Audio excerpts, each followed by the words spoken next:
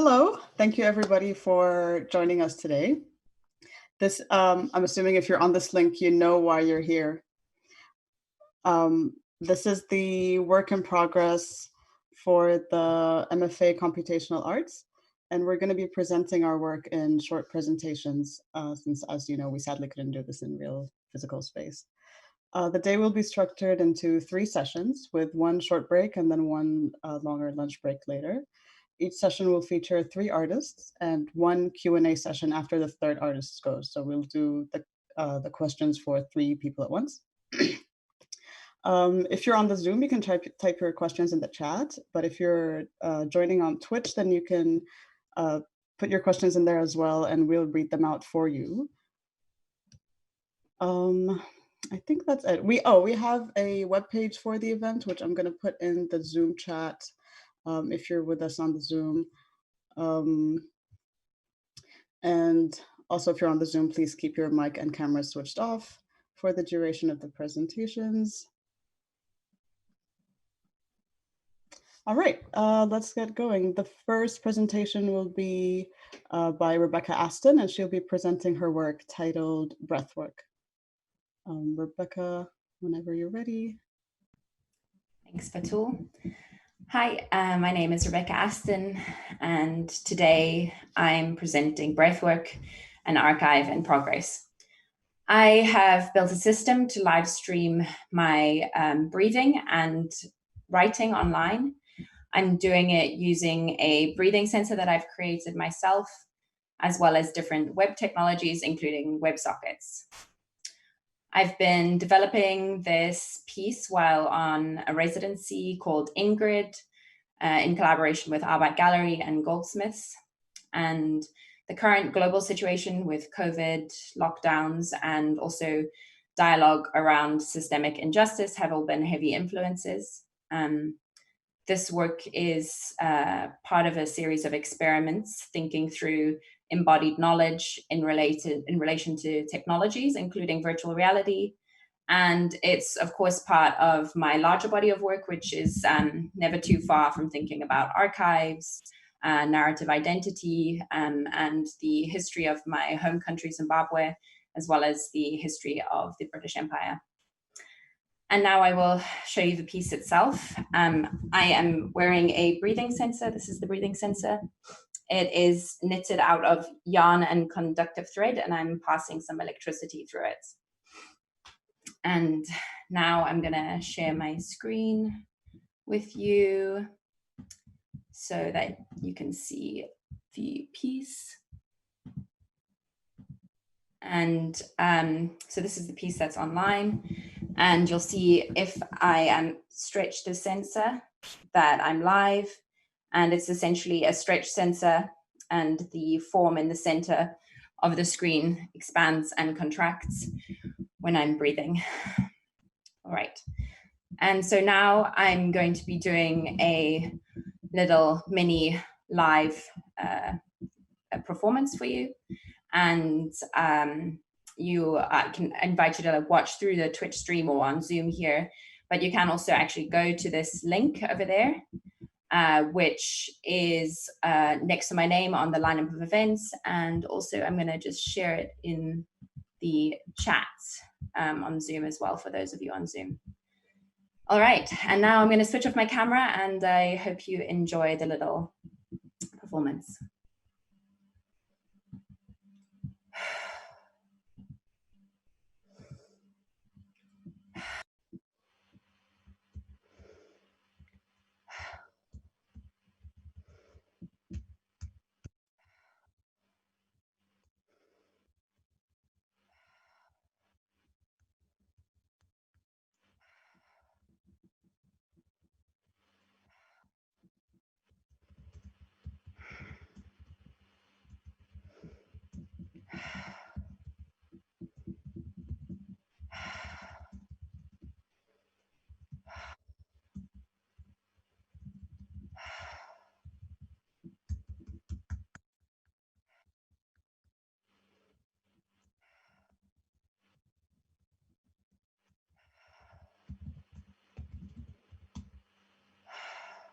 Breathing is not the forcing of air into lungs. It is the creation of a vacuum created by bone and sinew. Air is sucked into the lungs, into the vacuum. I am breathing.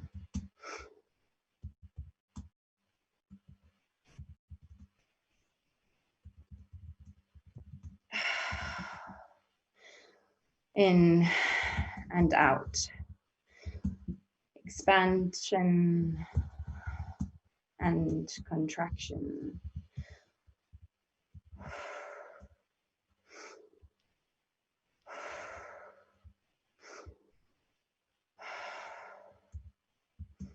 Stretch, sense. I am running electricity through the sensor. And as the resistance changes, you see the stretch and contract of my lungs.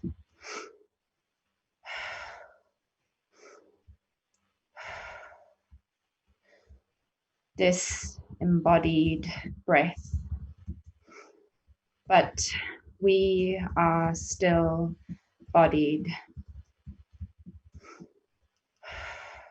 Bodies not left at virtual doors.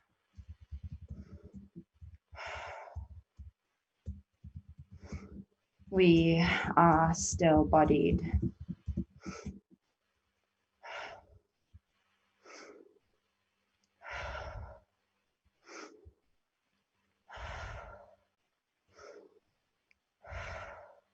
Tick tock, each cell marking the passage of time, each empty cell marking 5 seconds off the clock.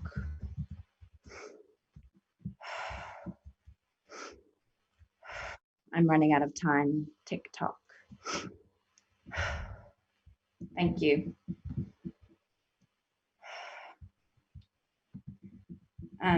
So actually, as part of the last little bit of that performance, I just wanted to quickly show you that there are some archives, which you can see the bottom navigation bar. It says archive.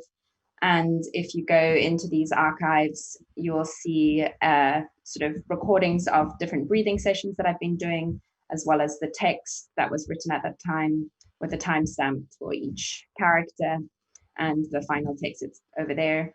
And this piece will sort of be serve as an archive of its own evolution. The visuals will sort of be the visual that existed at the time of the recording. Feel free to look at it and follow me online over the next month or so.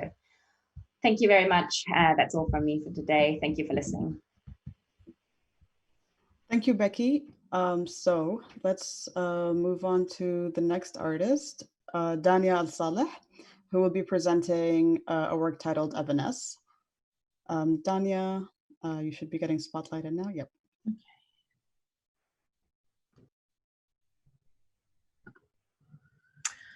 Hello, everyone. My name is Danya. I'll be presenting my work, Evanesce.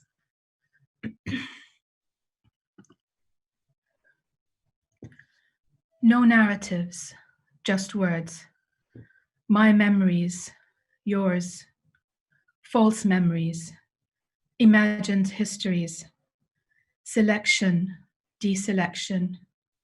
Storage, albums. Folders, upload, download. Encode, store, retrieve.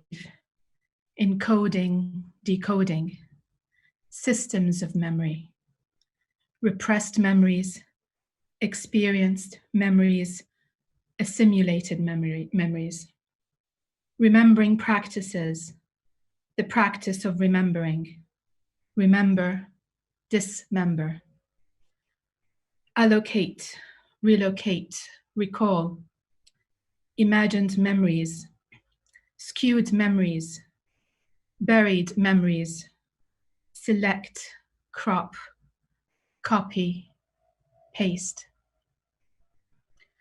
images, erasures, select, delete, forget, constructing memories, building, editing, store, retrieve, witness, inputs, plant memories, outputs, record, neuron, device, recall, coding, processing, retrieve, designed memories, designer memories, false memories, true witness,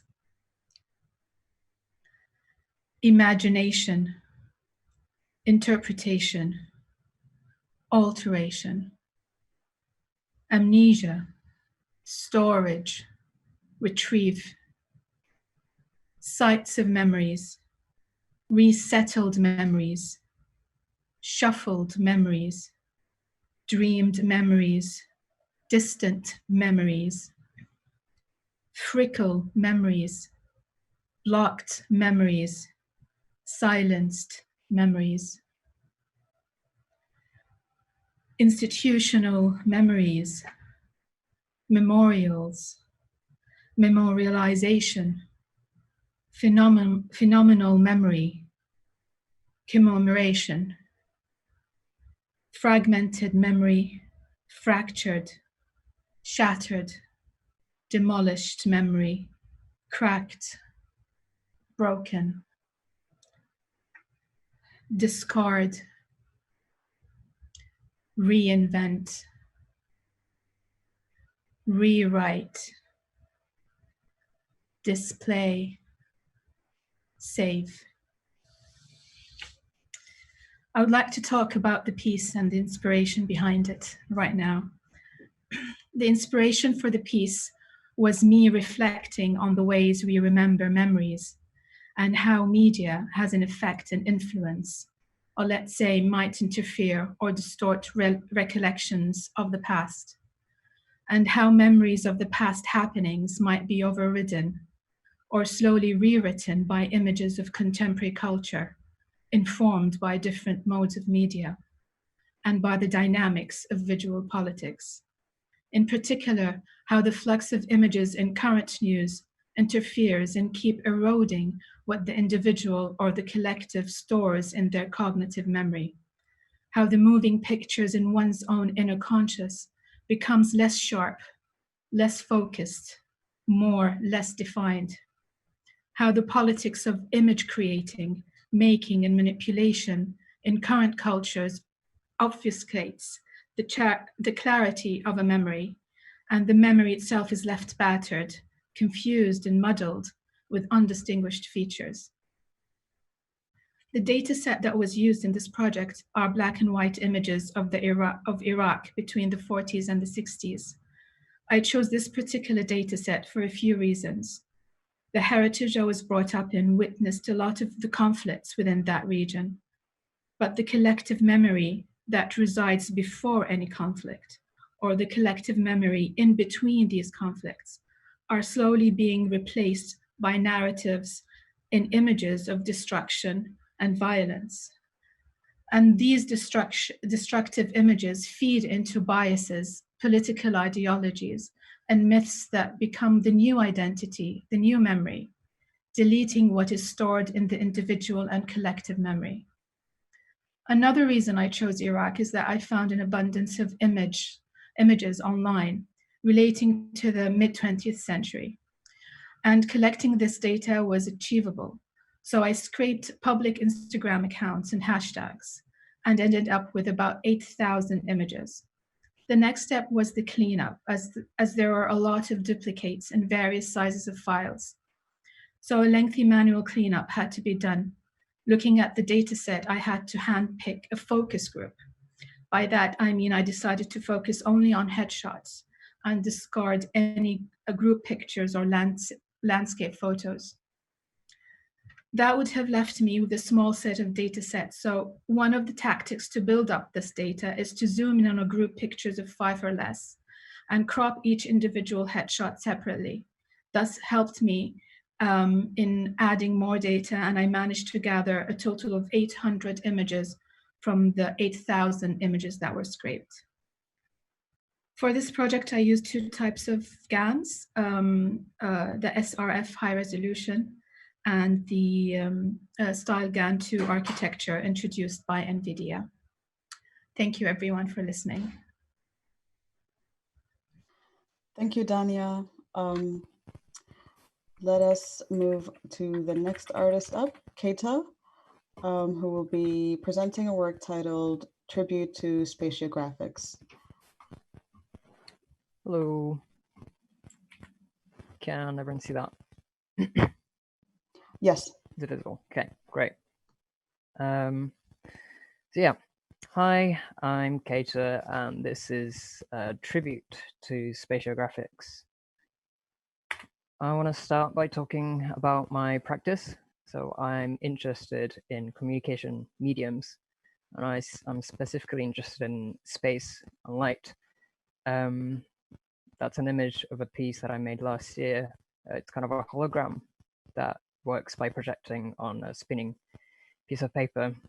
And I'm interested in the medium over the content and the syntax of showing things rather than the semantics. And these are pieces that need to be in physical spaces, and they have to be seen with 2 eyes. But COVID hit. Now we're on Zoom. And this really isn't my medium.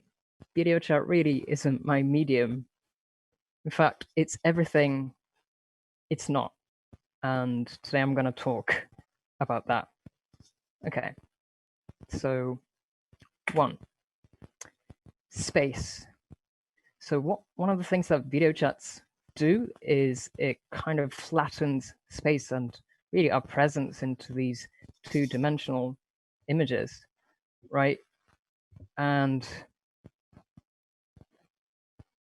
here is an image within an image to drive that point home. Please reflect on that. Are we done reflecting? Okay, I think that's all the time we've got for this bit. Speaking of time, here's a smooth transition. Number 2, time. One thing I also find uncomfortable about working with Zoom and sort of communicating my work through video chat is that there's always this sense of lag, right? The time you're sharing isn't quite the same. I don't know if you can call that sharing, really, on top of space. And it's like a theater in which the time is perpetually out of joint. Number 3, masking. So what I mean by masking is, I'll start with an example. An example of masking is when we deliberately withhold some information in video chat. For example, we like blur our backgrounds, right, in Skype chat. What if we did the opposite? Again, I'm trying to drive the point home. It's not so much the fact that we are withholding information that makes me uncomfortable, but it's that kind of mutual awareness of the fact that we're concealing some information. So it's kind of like, it kind of works in a similar way to silence does sometimes when silence speaks. So like withholding of information, a refusal to communicate is a kind of a message in itself. Or so I thought. But then maybe that's not quite fair. I feel like that's how we communicate anyway. We choose what and what not to show each other. It's just that's more pronounced on video chat. You know, you can go as far as turning your screen off entirely.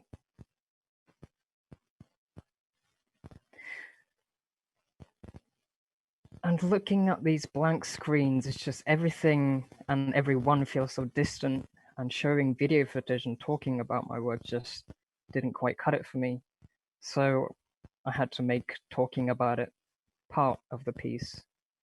Now this is the piece. So if the medium is the message, then this presentation is the vehicle through which the medium speaks. I'm not sure what that message is exactly, but it has made me want to withhold excess and make these pixels count.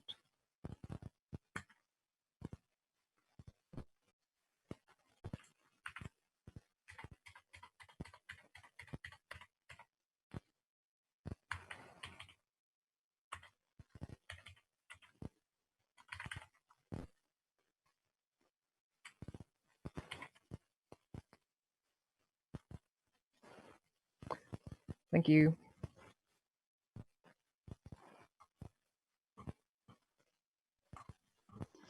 Thank you, Keita. So that brings us to the end of our first session, and let's go to questions. I'm going to go through the questions in chronological order. And for the participants on Zoom, if you want to ask your question yourself to the artists, then just when I call on your question, just like turn your video on and feel free to ask your question yourself. All right, so let's see. Critter Compiler from Twitch, who is also Helen on the Zoom. Do you want to ask your own questions, or do you want me to read them out for you? Okay, maybe I'll read them out. Yeah, you can read them, right? Okay, so I think the first couple are to Becky. What might be the relation between breathing and archives or archival practice? Yeah, so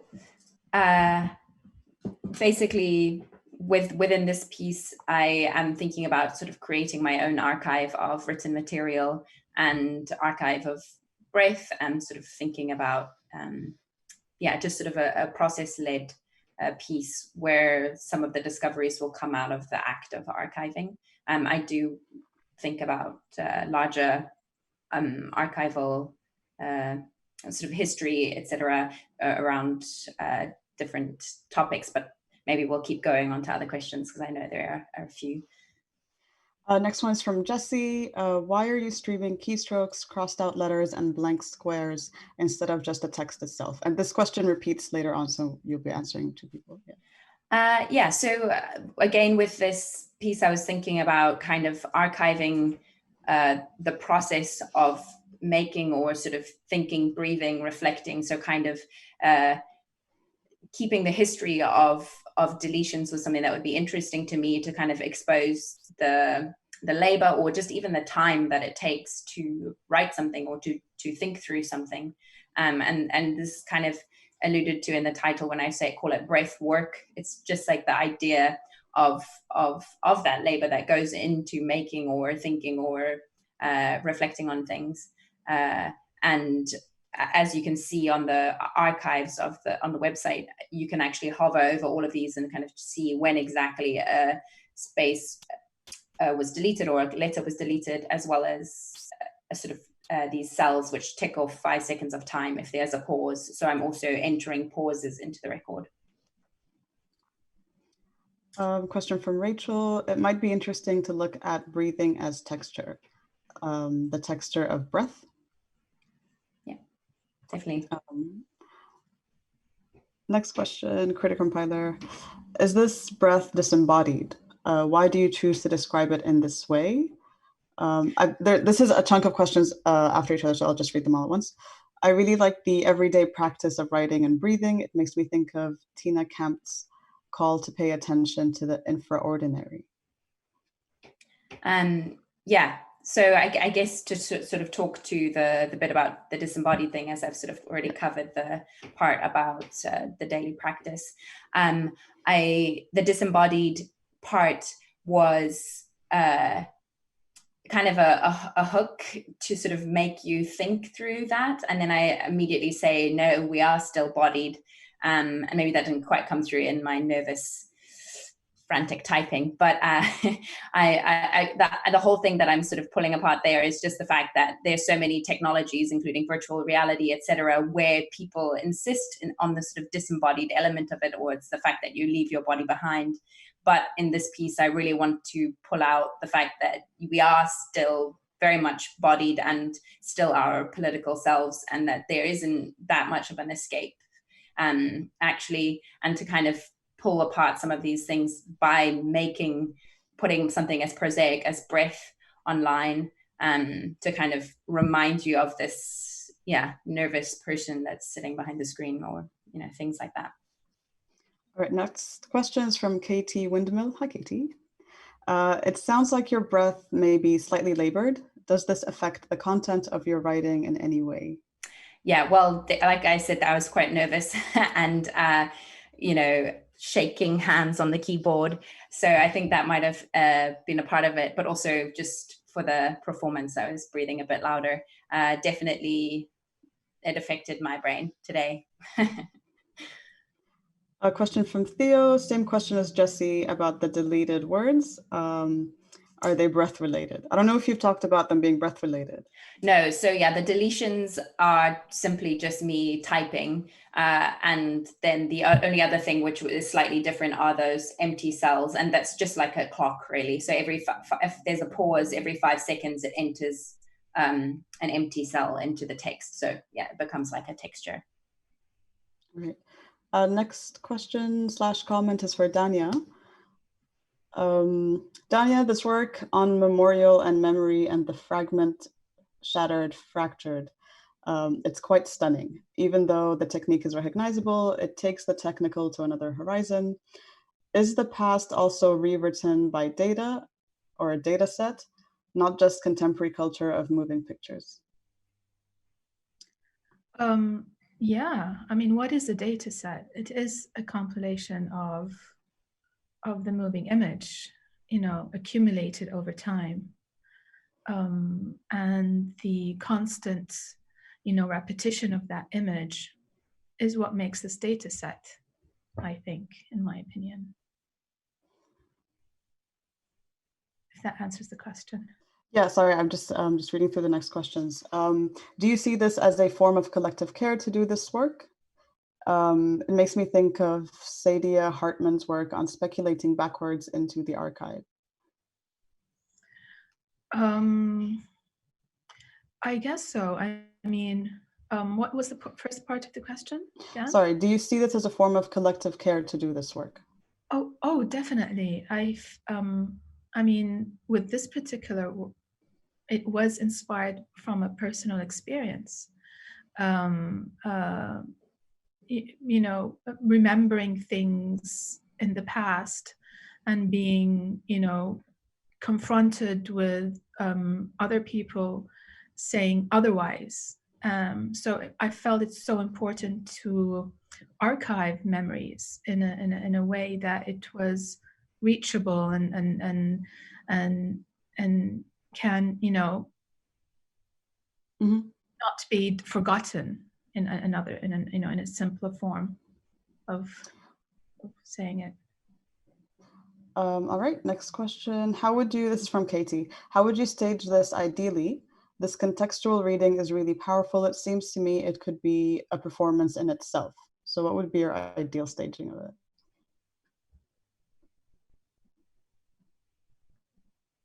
Danya? Sorry, it's for Keita or for me? No, it's from Katie, sorry, but it's for you. Sorry, again? What would be your ideal staging how would you stage this ideally? The contextual reading is really powerful, and it seems like it's a performance in and of itself. Okay, so the reading actually, it was the original idea was to do physical artifacts actually, but with the epidemic and the lockdown, I had to change how I approach this work. And while doing this work, you know, all these parallel vocabulary appeared, you know, with the memory, with storing inputs, outputs, that was used in, you know, in GANs and artificial intelligence and machine learning. So intuitively, I started writing these down, and I noticed there was a pattern. And then I decided, what if, you know, I have a background sound that, you know, went along with the video, and it felt, you know, it fit. I found it fit perfectly together. Next comment, more of a comment than a question, from Jeremy to Becky. I like how deletions and blanks are made visible acts of writing. I think the next is for Danya from Critter Compiler. I'm also reminded of video essay work from artists like Renee Green and Harun Farouki. Yes, I'm very familiar with, sorry, yeah. No, go ahead. I'm very familiar with Harun Farouki's work. Yeah. And a lot of, and while doing this piece as well, I was reading a lot of Stuart Hall, you know, his essays on encoding, decoding the television discourse. So I found a lot of, you know, similarities between what he was saying and what I was trying to express. Yeah. Right. Jeremy to Danya, such moving images and documents. Beautiful. Jeremy. Question from Rachel. Hi, Rachel. How does your own digital labor feed into the tensions you are extracting out of this piece, memory making as labor? Yes. Memory making as labor. It was true. It was very laborious, just collecting 800 images. So a lot of, you know, conscious thinking went behind. This is hard work. It's not a hard work as, you know, it's not achievable, but it's the process, the long process. I thought I gave it a few days, but it actually, just for the 800 images, it took 5, 6, 7 days just to collect those images. I was doing another project as well with text in the GP2 architecture. That was a nightmare, cleaning up, collecting, and gathering the information. So I was very aware of the process, of labor process behind this. All right, next question, Critter Compiler. I think this is still to Danya. Is the narrative a part of the work of just here for the live performance? What are the compositional choices you have taken? Is there a line to be drawn from your painting work to the compositions here on the shattered and fragmented memory? So that's 3 questions. The first is the narrative part of the work, or is it just here for the live performance? It became part of the work while during lockdown. As I said, it was initially it was planned as artifacts, physical artifacts, and then with this the process, I mean, the video wasn't enough, and I had, you know, I felt that words were added more substance to the piece as well, so it became part of the narrative. What are the compositional choices that you have taken? And is there, I think this links to the following question, is there a line to be drawn from your painting work to the compositions here of the shattered and fragmented memories? The composition was really based on, I mean, the data set that I had. It was trained for over 42 hours just to get that latent space. I wasn't interested in the, you know, StarGAN supposed to give you fake images, but I wasn't interested in the fake images. I was interested in the space between. And how is that related to my painting? Unconsciously, is actually, because there are a lot of geometry in it as well, and I work in geometry, I guess. All right, I think next question is for Keita. Keita, on discomfort. Yep. Lag, is this latency? How might we consider latency conceptually? There's a comment from Andy that's just been posted. Sorry? About, wait, can you guys see the comment from Andy? It talks about ideas from psychology about consciousness, how consciousness lags behind sensory information, so we are effectively always living with latency. That's something I hadn't considered before. Could be interesting. Is there, sorry. Let's see. Is there something here which also reminds, there is something here that also reminds me of your previous work, such as a detailed attention to the production and construction of the image and its illusion and promise. Theo says, that's funny. That's what Woody Allen movie where the character was blurred. I think this was when you had your blur on. Critter Compiler says, and the unsettling of the image. I guess this ties to the previous comment. I have a question a little bit tied. Yes. Keita, why was your frame rate so low? Is it because you were... I think it's Zoom. It's running at 60 FPS here. Because now we see you fine. Now it's pretty fast. But... Screen share seems to just... so it was the fact that you were not streaming straight from the camera, but you were... Yeah, exactly. Okay. It's just something to take into account, maybe if you continue with this work and show it later on, that to think of a way where you could actually stream it without issue, and maybe it's using like something like OBS that actually Twitch maybe uses, acts like a camera basically and sends it over. Yeah, thanks. Yeah, maybe Twitch. Okay, should we keep moving with the questions? Because there's a few more to go and we should kind of get moving. Critter Compiler says, withholding to make pixels count. Is this withholding? I'm not sure. It seems there is something. Go ahead. Yeah, I actually agree with that. There was a previous comment, I think also from Helen, about like how I've paid attention to, like, my work is about production and construction of images. But one constant that I've also noticed is that you can't really prevent production of meaning either.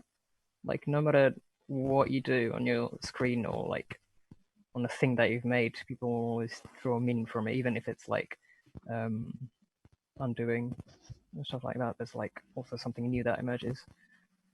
And I think that's something to think about in the future. It seems there is something else at work here other than withholding, to do with unsettling or undoing. Yeah. So yeah, you kind of spoke to that. From Theo to Becky, do you feel the typing is an important part of the performance? Did you consider speech to text? My previous performance piece that involved some similar themes, the knitting one, I was doing speech to text there. This one for me is more about writing and the actual quiet process of reflecting with my breathing. And so the performance aspect of this is a nice to have, but it's not the main focus. There's also another question from Theo. Have you experimented with deforming the text while you're breathing as well, rather than only deforming that object? No, I haven't yet, but I still feel like I'm going to be sitting with this piece longer, and definitely I'm excited about messing around with the different visuals and things like that. And just feel like I have a good structure set up now to actually archive everything. Okay, question from Helen to Becky still. I think it's really important to be specific about which archive is being mobilized here. You are probably aware of this, but there is a body of work on breath as an engagement with the archive of Black feminist theory. Yeah.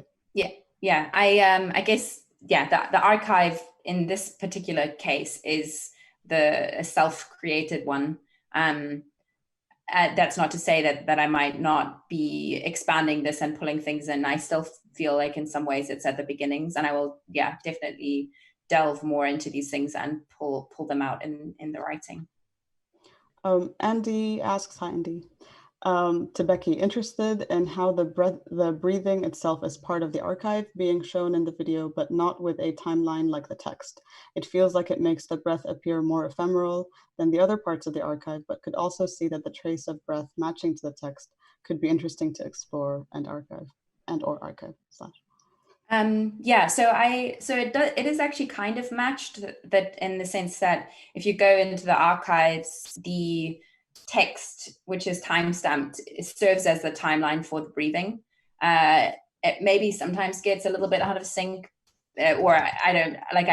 If I look at some of the shorter recordings, I did one experiment. I think it's the second one where I just say in and out, and I just do one breath in and one breath out, and that is quite synced, and you can kind of see the breathing going with the timestamp of the text.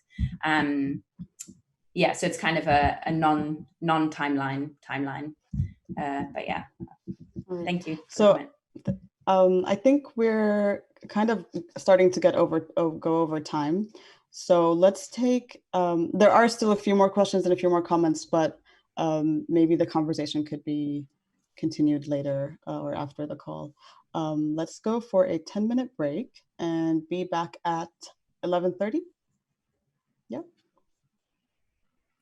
Welcome back. We're about to start our second session of presentations. So we're back and about to start our second session of presentations. This is the Goldsmiths MFA in Computational Arts Summer Work in Progress. And this session features Dongyang Liu, Batul Dasuki, and Wei Wu. We have the webpage for the event where you can find more details about these artists. And just a reminder for those on Zoom to keep your camera off and your mics muted. And if you have any questions during the presentation, please put them in the chat on the stream. We will be answering all the questions for these three artists at the end in a small Q&A. So without further delay, I'm going to hand over to the first artist for the session. This is Dongyang Liu presenting Break and Merge.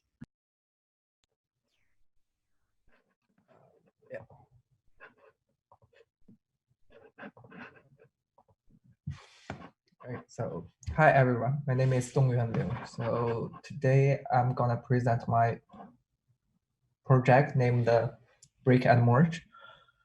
So basically it's imagined world where only humans and intelligent agents coexist with each other.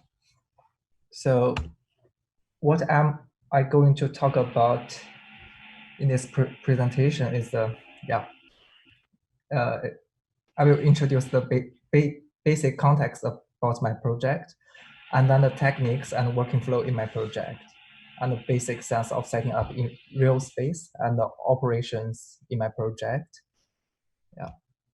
So the intelligent agent is the term from AI research field and refer to an agency which has abilities to perceive, self-process, and generate unpredictable outputs. Just like human, we can perceive information from outside and process this information in our brain and do some reactions.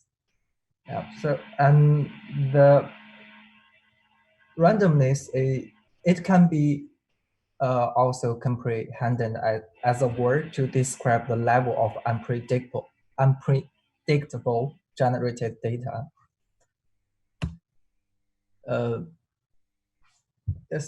In my project, I want to argue that the randomness as a feeling rather than a technique. So yeah, because the randomness were highly used in the computer science research field. Like these two image I showed, like the left one, it's from the artist Martino. Yeah. So this picture is generated from a computer. So when we saw these pictures, we can feel some uncanny feeling. Yeah, and the right one is a painting drawn by Jackson Pollock's. So he also used the randomness as a painting techniques. So when the audiences saw the painting, we can feel the movement of painting of artist while painting. So yeah, that is what I want to show you. And the next one, yeah, it's the working flow in my project. So this project was built based on a pre-trained neural network named Big GAN, which will find and output an image similar to the input image. And audiences will stand in front of the camera and press a button to generate an input image, which will be sent into the virtual world.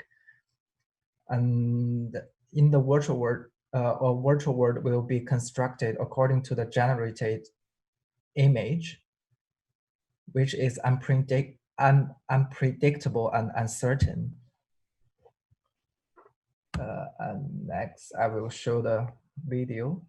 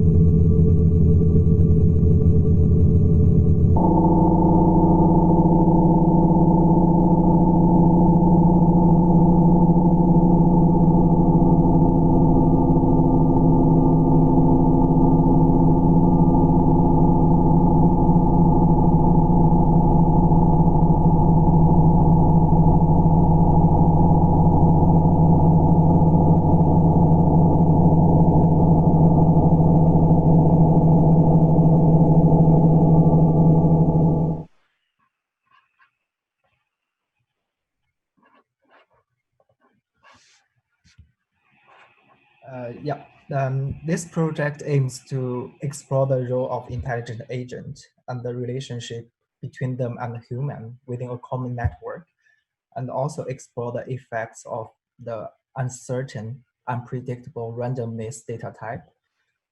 And randomness also can be found in the natural world, such like the growth of plants.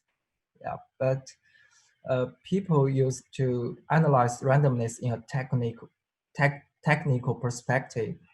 For example, how can we make an algorithm to get a real randomness? However, in this project, I want to discuss randomness as the virtual effects and how do we sense it and if machine can make it actively. So, thank you, I'm done. Thanks very much, Dongyang. Next up, we have Batul Dasuki presenting Programmoir. Hi, I'm Batul. back as an artist. So I'm going to be showing my work as a kind of screen share video, and I'll be reading a narrative descriptive piece of text that I wrote kind of about the work, but also alongside the work. So please let me know if you see my screen. Yeah? Yes. Perfect, thank you. I'm gonna stop my video. All right. What you're looking at is a sorting algorithm that is parsing through all the permutations of the numbers from 1 to 9. When placed in a 3x3 grid, the first 9 integers can be arranged in such an order that they lay out the coordinate points of a certain geometric shape. We can test for achieving that shape by calculating the sum of the integers in every row, column, and diagonal axis of the grid. However, we did not acquire those two pieces of knowledge in that order. It could be that we did the math first, grouping the first natural numbers into sets of three sets of 3. And when all the sets produce the same sum, we traced along them to discover that a shape emerges. We could have drawn the shape first, then upon numbering the vertices, discovered that they add to the same number and that they could be mapped onto a grid. Or we could have spotted the numbers neatly arranged on the back of a tortoise shell when we were taking a walk near the Yellow River. But however it transpired, we became very interested in this grid and the shapes it can make, and started using it for ritual and recreation, for numerology, and in talisman and sigil making. The different ways of making this grid, of which there are many, are compiled in treatises and manuscripts, laying out instructions for what is called construction methods. For example, start with finding the middle cell in the top row and place the number 1 in it. Continue placing the ascending numbers 2, 3, 4, etc., each in the diagonally adjacent cell, northeast from your current position. If you reach the edge of the square, loop back around to the opposite edge as if you're working on a flattened cylinder.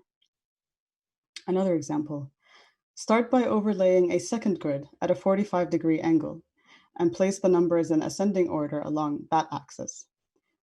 Then pull the protruding cells into the upright grid and place them in the closest remaining empty cell. Whichever method you follow, you will be left with what is called a magic square. But every construction method is spatial and assumes the presence of a two-dimensional plane and an eye to look at it. To task a computer with these constructions, we would have to either anthropomorphize the computer's functionality or refigure our own understanding of how to create harmony into one that is based on measuring and counting instead of seeing and placing. For example, start by discarding the notion that what you're creating looks like anything at all. Treat the integers in a relational manner, considering their order in a sequence and what totals they produce when grouped and rearranged. Always keeping 3 groups of 3 numbers, traverse through all the combinations and output all the possible sequences. Lay out this process in 2 dimensions to help a human understand the nature of the structure. At this point, I realized that I can ask the machine to lay out the results in other than just 2 dimensions, dimensions that were not compiled in treatises or manuscripts that I was researching. I figured if we can get a sigil in 2D space, then maybe we can get a path in a 1-dimensional space. And if maybe we can get a amulet in a 3-dimensional space. This also really revealed other relations between the dimensions. What had previously required 8 different 2-dimensional objects, 2-dimensional shapes, that were rotations and reflections of each other, can now be contained in one 3D object that represents them all. And conversely, what was contained in one 2-dimensional shape can now be expanded to give us 4 distinct 1-dimensional paths that are themselves reflections and rotations of each other. This is a summary of sorts of a journey that involved hours upon hours of counting and placing, tracing and retracing, finding, forming, and transforming. Telling this also gives me the opportunity to articulate the more poetic parts of the work that are not so apparent on the screen. I've been recording these shapes in a physical and relatively slow-moving grimoire of sorts, while the program also records the shapes that it's outputting in its own file that is also a grimoire of sorts. The shapes that are currently being generated do not actually contain the correct math, but they come pretty close. At around 38,000 frames, which is the number in the top left corner, the program usually arrives at the first correct mathematical magic configuration, the first of 8, but it screenshoots it just like it does with all the others, except it highlights it in a different color, and it just keeps going. Thank you so much. I'm gonna stop my screen share now. Thank you, That was the end of my piece. Thank you. And for the final artist that we have in this session, we have Wei Wu presenting Mimicry. Hi, everyone. So my name is Wei Wu, and thanks for Becky's introduction. Today, I'm going to talk about my work, Mimicry. It's a machine learning work, and I collaborate with Lingdong Huang. He is mainly in charge of the coding part. So let we see a short video first.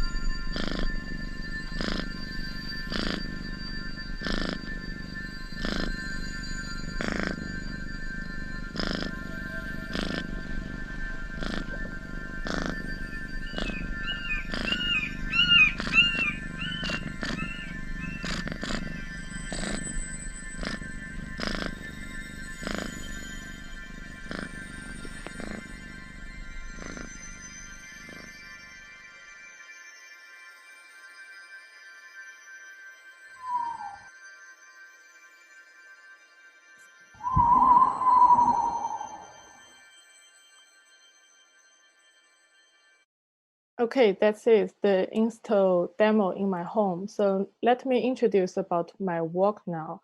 So Mimicry is a multi-screen video installation, and my inspirations come from mimicry in the nature. You know, like the species can change their texture relating to the environment in order to protect themselves. And based on that, I built a system which can simulate the process of mimicry. The camera can take the flower's image in real time, change it into the background image. Then the insect on the screen can change their color relating to the background image. Mimicry also happens in the human society called pseudo-environment. We live in the real world, but we get the information from pseudo-environment like the Twitter trending, news, and so on. Then our behavior is mainly in response for the pseudo-environment. Thus, the consequence directly influence the real environment. It's a loop and happens all the time. People live in the same world, but they think and feel in different ones. For my exhibition view, Homage to Nam Chunpak TV Garden, he imaged a future landscape where technology is a part of the nature world. I also built a small garden in my work, hope to combine technology and nature together, using machine learning as a system to enhance this feeling. Finally, it's the tech part. We run the algorithm in HTML5 on Raspberry Pi, link it with a camera. As you can see on the screen, there is a 3D model, and then the background image with 3 colors behind it. On the top, the 3D models are mainly with white color. In the middle, the models are mainly with blue color. On the bottom, the models are mainly with red color. The algorithms will continually refresh the texture until find the best render. Then based on the best render, refresh it again and again. So here is my install view. Then here is the detail of the insect on the screen. At first, it's just like the pictures on the left have random color on it. But after a long time generate, it will look really close to the background, like the right one. And now let we switch to my camera view.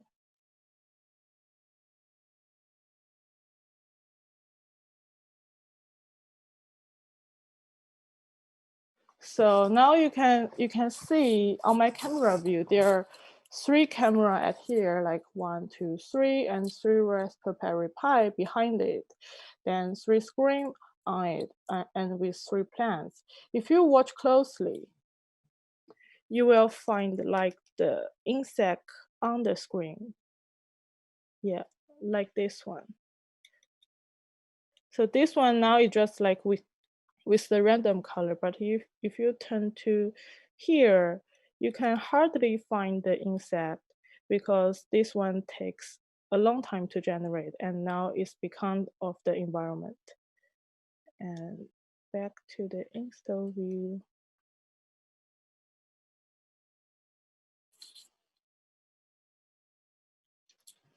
Yeah, and that is the end of my presentation. Thank you for watching. Thank you, Ziwei. So that brings us to the end of the 3 presentations for the second session, and we will now move into a Q&A session. I will be reading out the questions from the Twitch and from the Zoom chat.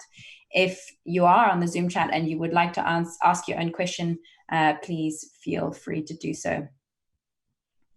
So if the 3 presenters could switch on their cameras and get ready to answer some questions, that would be great. Thanks. So the first question for Dongyang from Krita Compiler.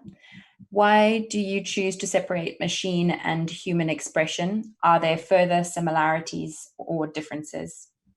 Because there is a comparison between the human and the machine. So when we talk about the AI technologies, we almost a departure from the human. So like the algorithms, when people make the algorithms, we also think about how human thinking and how we recognize the stuff. Like we maybe get a feature from the pictures, something like that. So if we get rid of the human context, so I don't know if that is meaningless. So that is my feeling. Mm-hmm. And another question from Krita Compiler is around the use of randomness and data. Do you use this in the generation of the visuals? So I use the data from the machine learning algorithm, and I keep trying to keep the original data from the intelligent agent. Thank you. Another question for Dongyang from Rachel. The artist you referenced, Jackson Pollock, spent many years perfecting his techniques. So in some ways you would not strictly characterize this as random. It might be interesting to look at different levels of ambiguity possible within computational processes and to get a more precise definition of what you intend when you say randomness is a desirable quality. So. Maybe that is my lack of research. That is an interesting perspective. So maybe I will consider it later. Yeah. Thank you. Another one, which I think is for Dongyang from Critter Compiler. I really like the expanding of the images into abstract form. Why did you choose to use abstraction in this way? The use of black and white shapes to translate the face. Just like I said, I'm trying to keep the original data and not to control the visual effect by my own mind. As for the face, it is a little because of the sense of self-present in a virtual world. And I want audiences have a feeling of they stepping into the virtual world. And this is also the reason why I choose the way of immersion environment. As for the color, the black-white color, when I'm making this project, it's almost the same because I'm trying to not give too much meaning to them. So yeah. Thank you.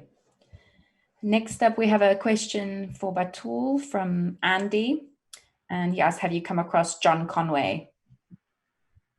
No, I did a quick search on him now, and he sounds like someone I should have come across at the very beginning of this, but I actually haven't, so thank you.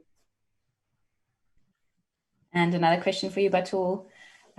Reading the grid and construction of space and perspective, I feel like you are really drawing us to a listening process here, listening to the construction of space. What is your understanding of space and how has it changed during this process?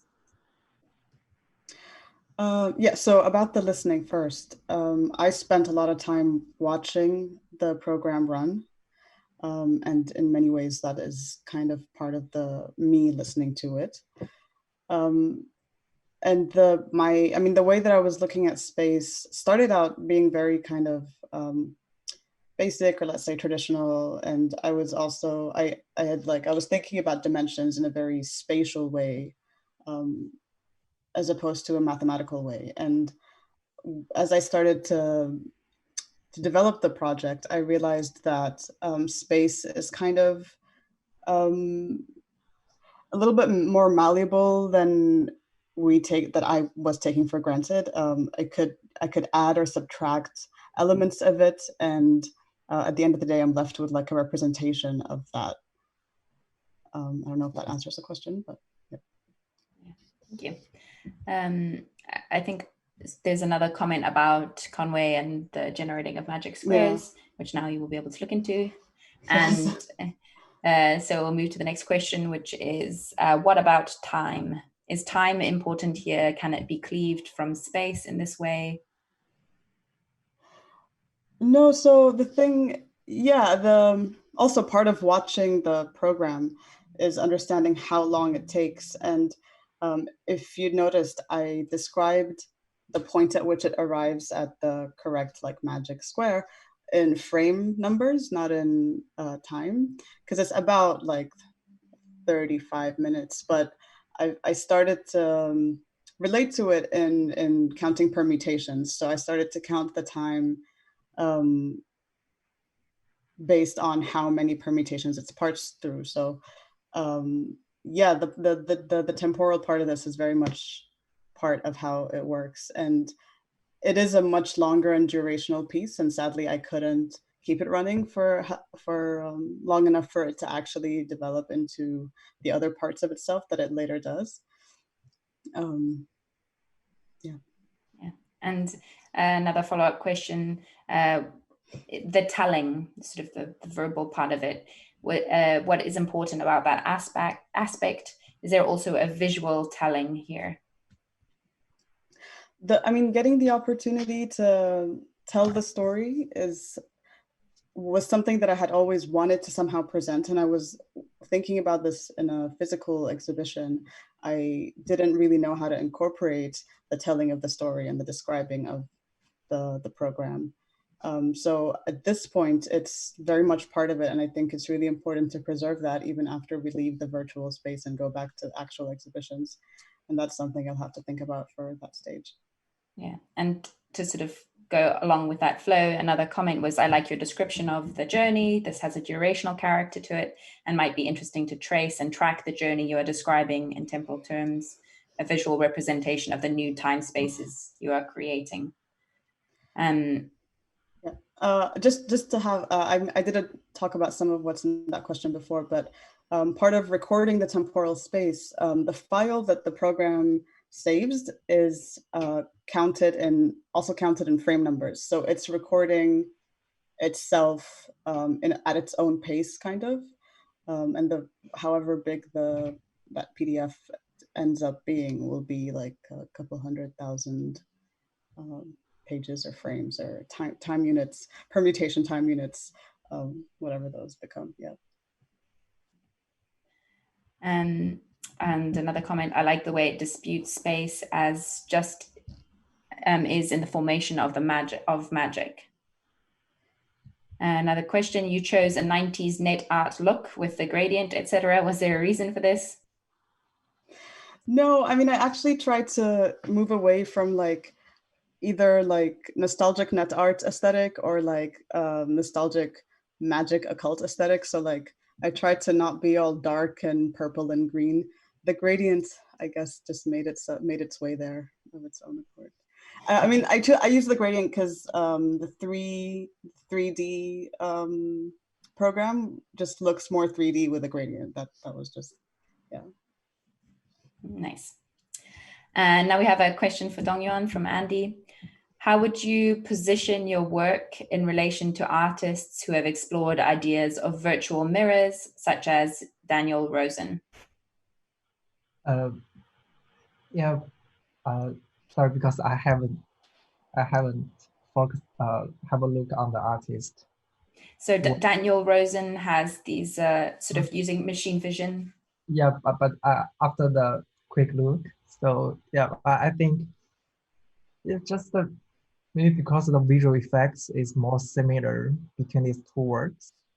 So, but that is, but in my mind, I think Daniel's work is much more like the, yeah, self-expression, something like that. Yeah, sorry. Okay, yeah, thank you. Sorry. No worries. I'm just going to ask one last question that came for Batul before moving on to Ziwe. From Theo, I like the shapes Batul was creating. Do you see this as some kind of alphabet? How would you present them in an exhibition? On print? So this is a point that I was very much like grappling with. And it's funny that they resemble alphabet because when using the grids in talismans, usually the numbers are allocated letters with the alphabet, and you do end up with jumbled sets of alphabet. But the shapes themselves, I didn't really treat as an alphabet. But if I were to present them in exhibition, I've been torn between like focusing on single shapes, like within like the unique kind of configuration within each sigil, and between presenting like long records in like compendium style, almost like presenting an archive of all of them at once. And so I don't have an answer to that. I think it would be in print, but I'd have to think about the format of what is the focus of the print. Am I presenting a record? Am I presenting a form? Yeah. Thank you. And so now I have some questions for Ziwe from Critter Compiler. Well, this is starting off with a nice comment. Purring, larynx, weird science, lab, engagement with listening, performances of listening. I don't know if you want to respond to that or... Yeah, thanks. The sound is also a part of my work, and I will enhance my sound part in the future, contain like the insect and their predator sound and so on. Yeah. A question from Rachel. Why are the screens all on one level in the installation? It might be interesting to play with scale or positioning of screens. Yeah, and it's just because I just finished install all these things this week, and I will try to explore it later. Maybe I will kind of trying to install in different scale. Thanks for advice. Yeah. A question for you from Critter Compiler. I think the concept of protection is very important here. How did you consider protection might come across in the installation? Yeah, so as I mentioned in my concept, pseudo-environment, mimicry also happened in human society. We're dealing with the news, and finally our behavior will most be the same. It's also a kind of protect about ourselves in some way. So I will also enhance this part later. Yeah. Another question. That loop looks very neat. Do you think that technology and nature might be more of a messy set of relations? I think that both the tech part and the nature part had its own rules. So what I'm trying to do is find the rules and then, yeah, have these rules in my own work. It's not have to be a mess. I want it be tidy, yeah, because it can control. Nice. That leads into the next question where Theo asked you, could you explain a bit more about your technique in these rules? Yeah, so for the tech part, it's mainly about like the two algorithms. So the one algorithm is about the insect and the nature behind the insect. So the insect will just become more and more like the background. And another algorithm is trying to find how familiar with the image and the insect together. It's kind of trying to debug, and then this is kind of a loop, and it's also happened again and again. Thank you.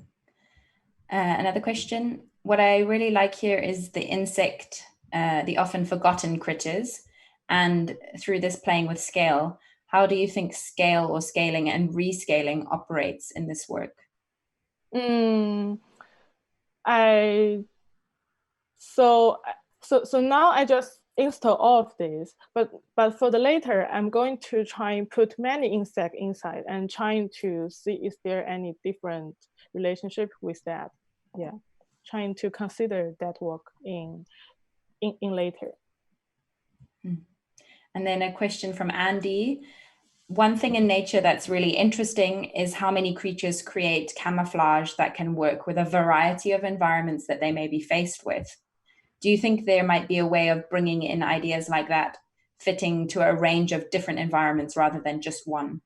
Yeah. I also want to explore that, but yeah, maybe trying to explore with the tissue, with another flower, with the machine, kind of different background. I will try it later. Yeah. And then I think we have some more questions for Batul. We have about a few more minutes. Actually, we have a few more minutes, so let's carry on with these. For Batul from Aubergine. Thanks, Aubergine. I thought it was really interesting and wondered whether you think of each pattern as a distinct unit or as a chain or loop of all permutations. Yeah, those are the two extremes that I oscillate between. I think it's a matter of making choices. So I mean, hopefully somehow, maybe with the help of the program itself, be able to choose which ones I look at and present as distinct units, and which parts of it are part of the chain. Thank you. Yeah. I think this one is for you as well. I think this is a super interesting part of the work, the move from the minute time, modern time, to the micro temporality of the frame time, so the sort of computational time. She's also said, I agree, the telling has really opened up the work. I think it is still there. Good to move away from the nostalgia of the net art. Yeah. Well, that actually brings us to the end of our questions. So we are going to now take a break. It's a slightly longer break before our next and last session for today. So we're going to take about a 45-minute break. We'll be back online discussing at 1 p.m. So please do come back and join us then. Thanks to these 3 artists. That was really interesting. Thank you. Welcome back, everyone, to our Work in Progress exhibition event for the MFA in Computational Arts. And now we present our 3rd and final session featuring artists Shuai Xu, Baki Ba, and Will Fincannon. So if you have any questions, please type them in the chat, indicating which artist it's for, and we'll take them all at the end of each session. We are also streaming this Zoom on the CompArts Twitch channel. So if you are watching from there, you can still participate in the Q&A through the live chat on the stream. However, if you are watching on Twitch, you won't be able to read out your own questions to the artists. So the chair for each session will read the question for you.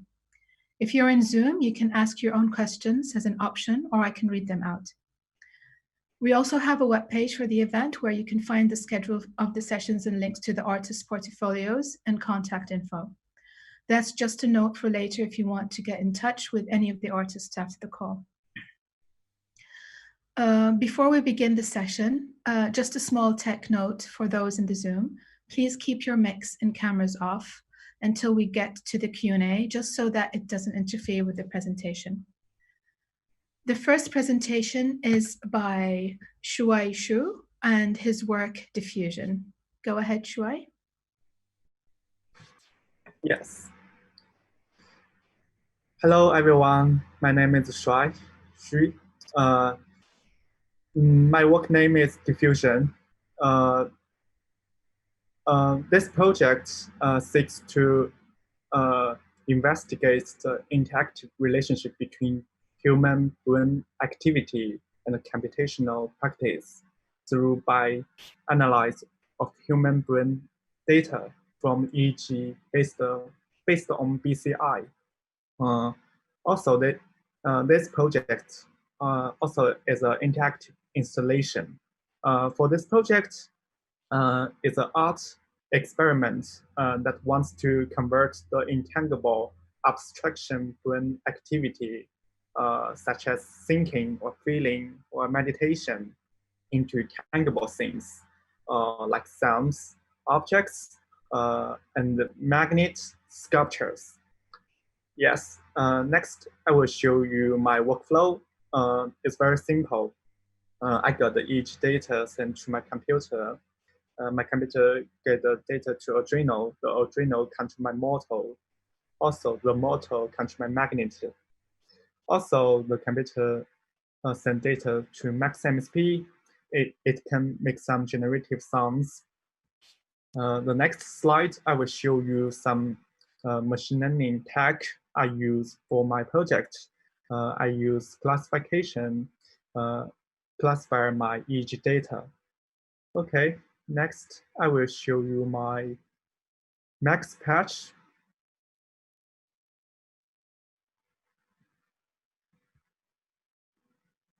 Yes, here I get the EEG. I get the EEG data and send to the WikNet. The WikNet is a machine learning web software. You can use it, create a lot of things. Here, receive data from the WikNet. This part is my max music part. Also, the final part is a filter. It is a sound effect. It can help me make sounds listening better. Okay, I will show you my installation. This is my installation camera view. Okay. I will wear the EEG sensor. Okay, let's make some cool things. One moment.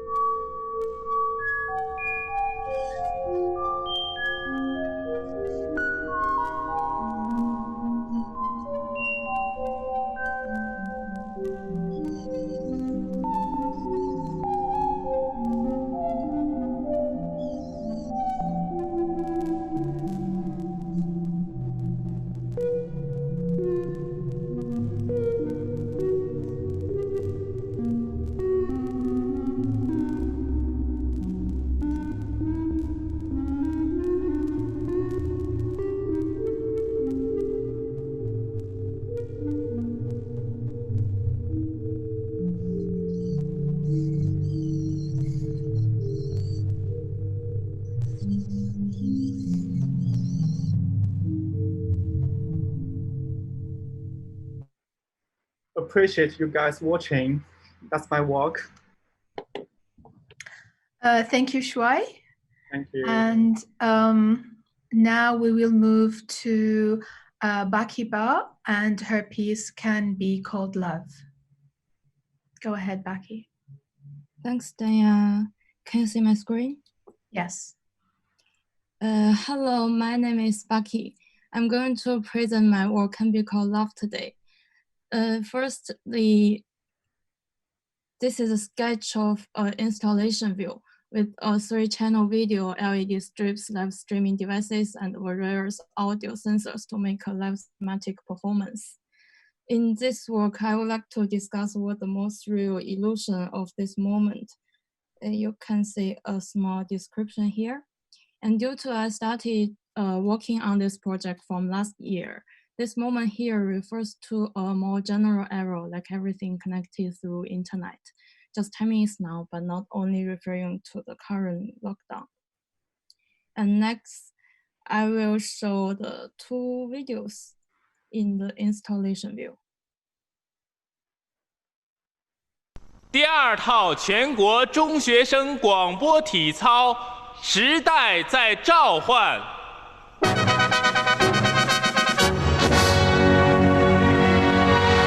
预备起！1、2、3、4、5、6、7、8。2、2、3、4、5、6、7、8。3、2、3、4、5、6、7、8。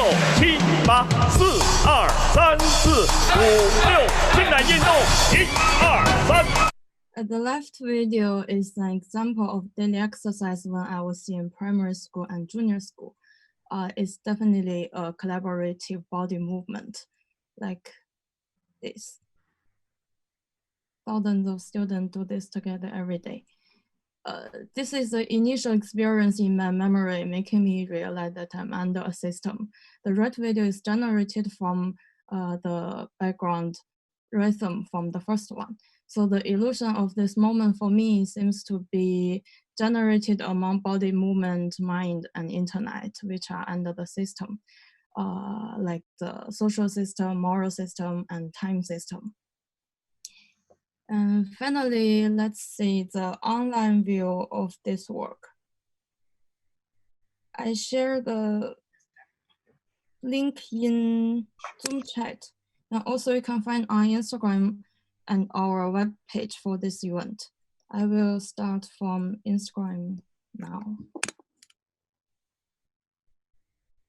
Wow, what's this? A few simple rules. And you can now go back to the last step and click green text to go next.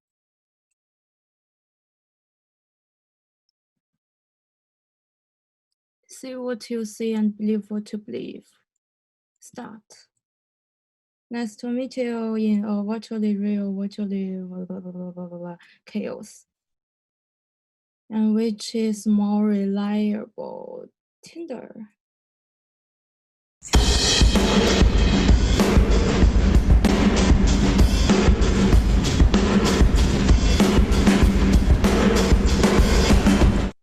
Let's enjoy tonight. I'm you, you are him and her, and it's me. I love myself, then the whole world loves me. Wow. But why? Because this guy said we cannot control systems or figure them out, but we can dance with them. Wow. Why? Because, oh, here is a branch. My madness. Same text as the desktop. 第2套全国中学生广播体操，时代在召唤。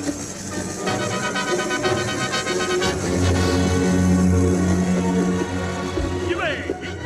This video would be a live streaming with the full setting in physical space, but what you can see is only the body movement and the light reflection on body with mixed audio. 6、7、8、4、2、3、4。五六，现在计数，一二三四五六七八，二三。What is this?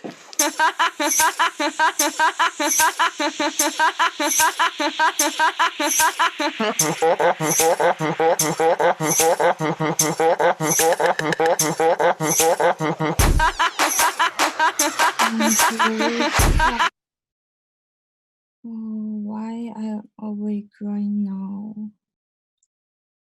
Because troubled all by the moon. Love is welcome.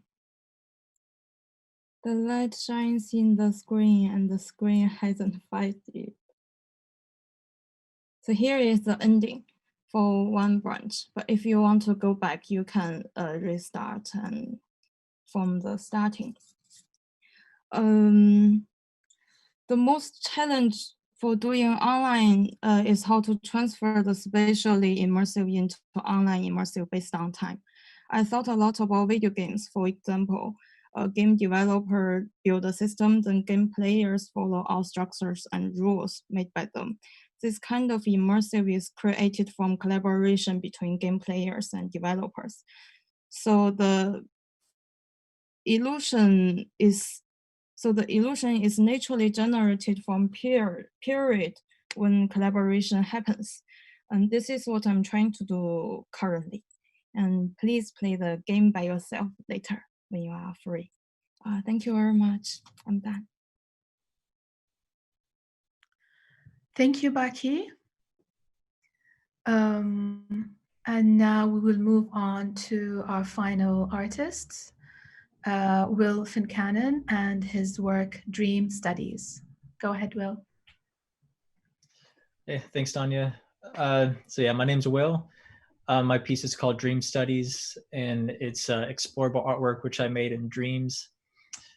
So during the last work in progress, my concept was about live computational cinema, which was very performance-based. And because of COVID, I decided to go back to what I was working on my first year here at Goldsmiths, which was 2D and 3D explorable artworks. The music that you're going to hear during this is going to be generated live by this modular synth right here. And I'm going to be doing a live walkthrough on the PlayStation. The Zoom is probably going to be a bit choppy. So if you like to watch a much smoother playback, just hit the link by my name on the website. Or I've also posted it in the Zoom, and see if I can post it here. Oh, it's not gonna let me post there. But yeah. All right, so this is Dream Studies.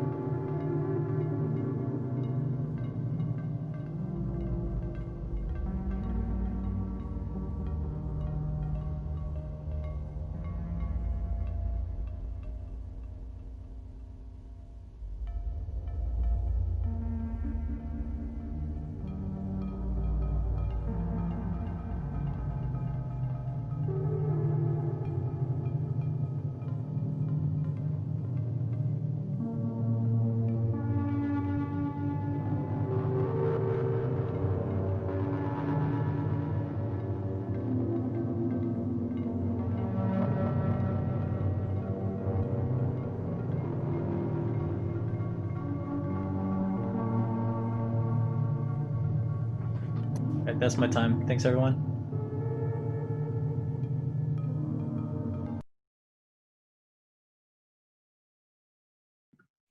Thank you, Will. Thank you, everyone. Thank you, Shuai and Baki. We're done with all the presentations, and we'll move to the Q&A, and we'll read the questions now from the chat. Okay, so starting with Helen is listening on Twitch. Okay, so question from Helen to Shuai. What are the processes and sonifications that you are programming in Max in the Max patch? Yes, I use the brainwave data control. The data control some beats or amplitude and frequency for my in my Max patch, which can make some different music. And how did you make the decisions for them? I'm not sure. Just brain activity. Yeah. Okay. Another question from Rachel. How will the audience connect to the EEG and the performance visually and conceptually in the final installation? Is this an important part of the work? Yes, yes. I wish to visualize the brain activity, so I made this installation. Yeah. Okay. Another question from Helen. What are the compositional decisions that you have made in mapping the brainwave data to the robotic magnet? The brainwave data only control my model different angle. If you thinking, if your brainwave data higher, it can map to my model move a large angle. Yes, just that. Thank you. Another question from Theo. Is your work, in your work, you are exploring feedback loops. Have you considered feeding some of what's happening with the magnets sound back to you in a haptic way?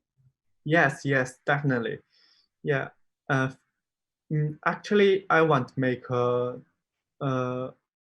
installation which can connect the audience and my installation, but this stage only the audience control my installation. Maybe in the future I can do more work about this. Yeah. Okay, another question to Shuai from Andy. The physical setup looks really interesting. Could you describe in more detail how that works and how it interfaces with the code?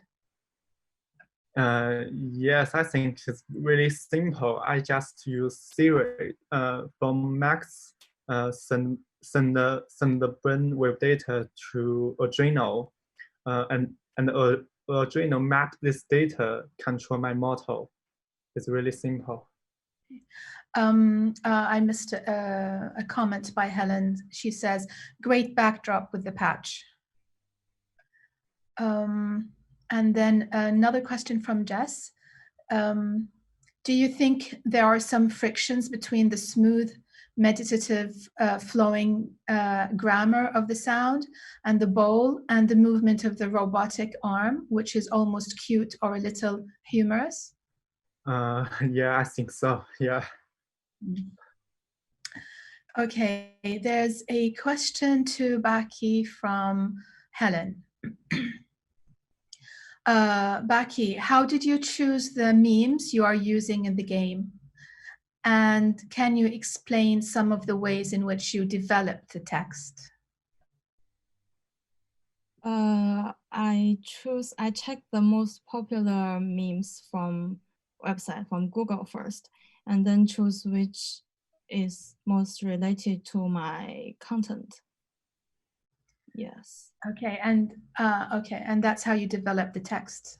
Do you mean writing the content or the application? The application is Twine, is for a game producer, and the text for me, I write down some text in daily and also from some theory. Okay. Yeah. Another question from Rachel to you, Becky. How would you like the audience to read or misread the different systems you are trying to reveal through your non-linear narratives? What are these systems? I think it's now referring to a specific system. What I hope people can feel is everybody, everything, and all things are under a system or under different systems, but they control us, or they control our mind or ideology through training our body movement. For example, like currently, we always click the button and sweeping screen and tap on the keyboard, like this kind of thing. And also after lockdown, I have a very, very, very strong feeling about time system already deconstructed. It's kind of this feeling. Okay. Yeah. Helen is asking another question. She says, there is a great chaotic energy to this with the sound and image. How does this relate to illusion in your work? And do you think there is always disillusion together with illusion? I feel the illusion is not an object or digital object. It's kind of a personal experience from the relationship or connection between people and other things. So this kind of things, I hope to build a interface or agency or something and put here and make people to have a relationship with it. So the chaos things, I'm a chaos person, maybe. My mind is so chaotic. Okay, I have another question here for Becky as well. Why isn't it able to go back to the last step in your online view, especially at the branch? If it's able to go back, wouldn't it be easier to see both videos? The video is only one element for the whole game or system or work. So for example, during we got some information, we never can get entire information, even just choosing what we want to see and what we hope to do, like this kind of things. So everything is fragmental. Okay, thank you, Becky. Thank you. And now, yes, moving on to Will. I'll read out the questions for you, Will. From Theodore, the first question is, did you make the assets, the goat? Yeah, all the assets were made by me. Okay, another question. Do you see this as a VR experience? Yeah, definitely. The software I'm using to make all this stuff is going to be VR compatible at the end of this month. So I'll start be able to testing stuff out then. Oh, cool, great. A question from Rachel. How important is this to be in a game environment as opposed to be a filmic narrative? In your opinion, IOW, what is the core function? In other words, what is the core function of interaction split POV? Yeah, it's definitely like ideally would like people to experience it in a game environment so they could actually explore themselves. And I don't have any problems with it being experienced like I've shown today, where I'm just playing through and people are watching. But you know, it's meant to be an explorable artwork. Okay. There's a comment by Joy Leo. It says, "Wow, it looks perfect."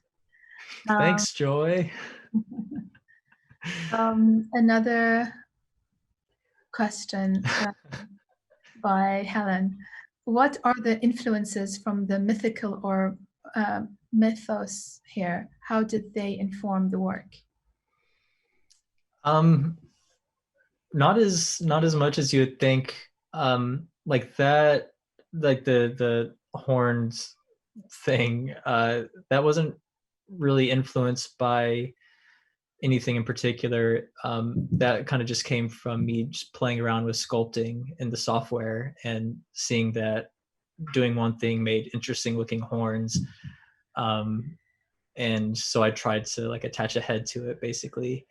And then I was more influenced by how the horns kind of go into the back of the head, and with the like there's a lot of movement, and there's some sculptures that I really liked seeing in my undergrad that influenced that.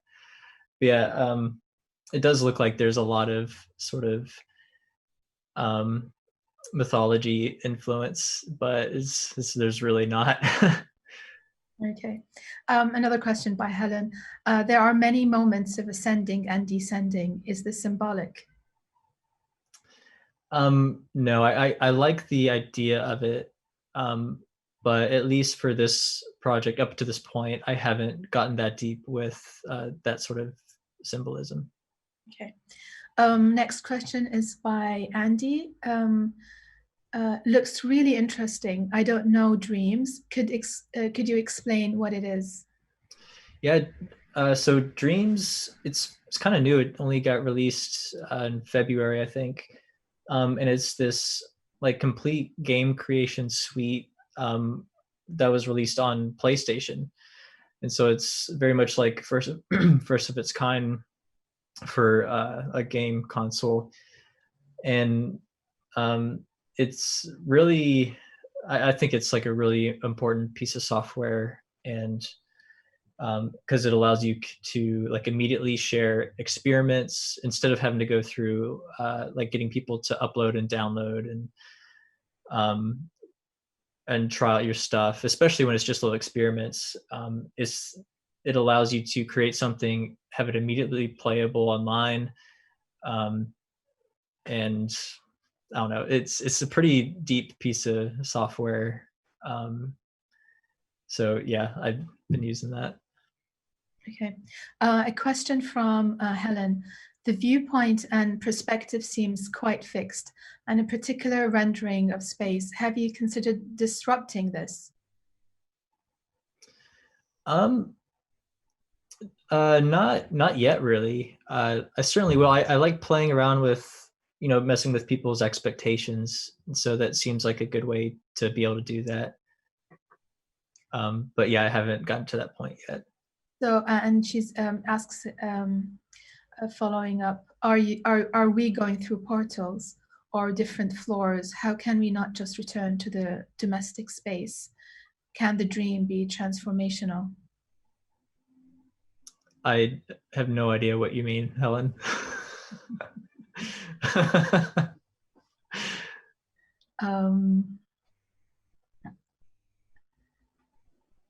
Okay, she might get back to you on that one. Yeah, please do. A question from Theo. What software are you using? Is it Unity? No, it's the software I was talking about before. It's called Dreams, and it's actually for PlayStation 4. Okay. And Theo says, great light work in your environment. Thanks. Question from Sun-Seeking Goth for Will. I found the ram sculpture very symbolic. Curious about the choice behind it.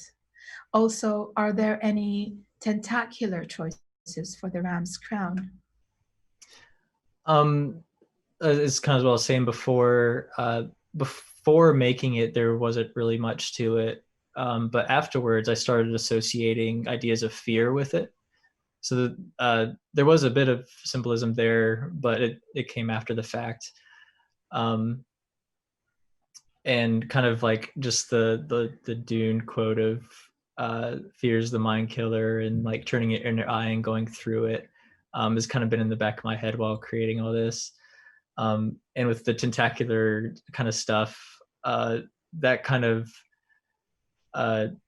especially with the lights around it, like I have a bit of tryptophobia, so that's sort of like re-influencing the concept that it was representative of fear.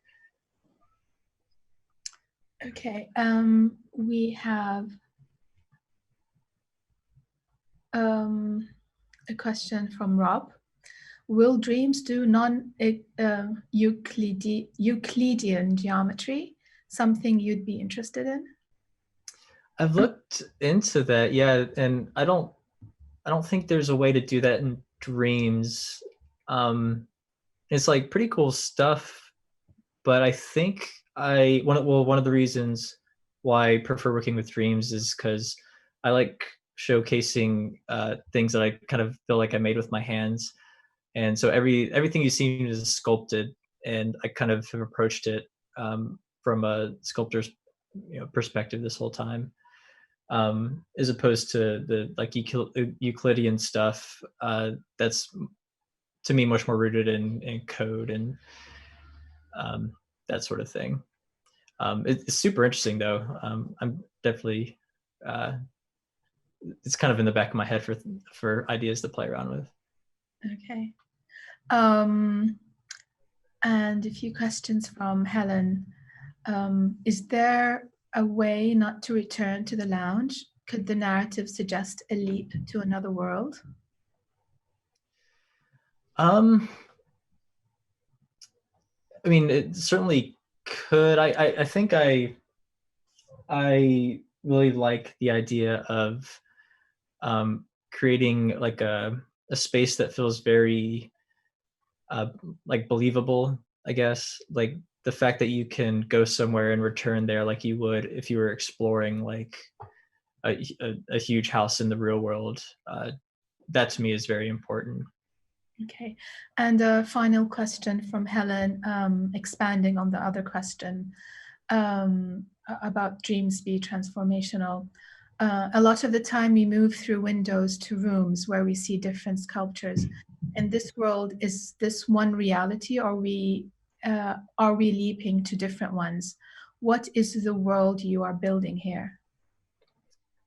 I'm trying. I don't want to get too far into otherworldly stuff, I guess. Like things to me are more powerful when they feel like they're kind of rooted in the in our physics, and so I like to be like make things very exaggerated, but while I'm creating, I try to make things somewhat believable, like they could, given enough time and money and stuff, be created in the real world. Okay, so one last comment before we end our presentation for today from Chris Speed Visuals. He says, someone made a non-Euclidean virtual reality app online and it's insane. And he gives out the YouTube link. Nice, thanks, Chris. I'll check it out. Okay, thank you, everyone. Thank you, Shuai, Baki, and Will. Now we are done with the presentations, and we came to an end to our pop-up show. I would like to thank Helen, Theo, and Andy, and everyone for attending here today. And thanks for the audience on Twitch for watching and for all of your questions. And thank you for Rachel as well. We're really happy to finally show you what we've been working on. I would like to thank Rob for working on the Twitch streaming channel, and a special thank you for Jess for the help that was put in for us to rehearse for the pop-up show, and for all the Zoom labor that's been going on in the background and reposting all of the questions. Finally, if you want to get in touch with any of the artists today, we would love to carry on the discussion. You can find our contacts on the event page. I'll post it again here in the chat right now. Please follow us on our Instagram and other social media. And thank you, everyone, and goodbye. I'll just post it on the Twitch as well.